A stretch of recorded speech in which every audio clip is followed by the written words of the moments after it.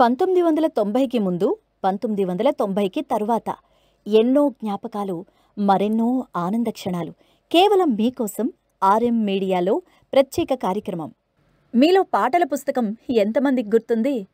ఆ పాటల పుస్తకం ఇంట్లో వారికి తెలియకుండా ₹2 కొట్టేసే రోజులు, ఆ ₹2 దొంగతనం కోసం ఎక్కడ తెలిసిపోతుందో అనే ఒక భయం.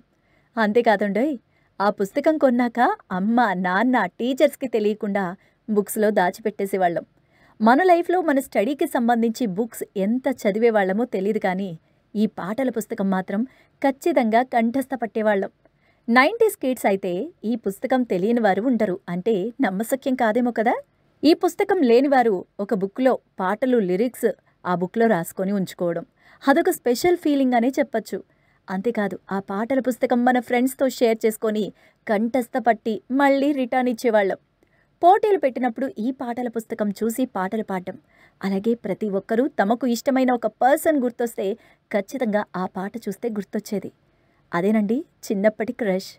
ఫ్రెండ్స్తో క్లాసులో కూర్చొని సైలెంట్గా పాడుకున్న పాటలు, చిరిగిన నలిగిన ఆ పాటల పుస్తకాలు మన బ్యాగ్లో ఉండేవి. కానీ అప్పటి జ్ఞాపకాలు అన్లిమిటెడ్ మెమొరీస్. ఈ పాటల కోసం మీకు చెప్తుంటే ఆ రోజులు అన్నీ నా కళ్ళ ముందే కనిపిస్తున్నాయి. సో ఫ్రెండ్స్, మీ చిన్ననాటి తీపి జ్ఞాపకాలు ఏమైనా ఉంటే కామెంట్స్ ద్వారా మాకు తెలియజేయండి. అదేవిధంగా ఇలాంటి మరిన్ని వీడియోస్ కోసం ఈ వీడియోని మీ ఫ్రెండ్స్తో షేర్ చేసి మన ఆర్ఎం మీడియా ఛానల్ని సబ్స్క్రైబ్ చేయండి.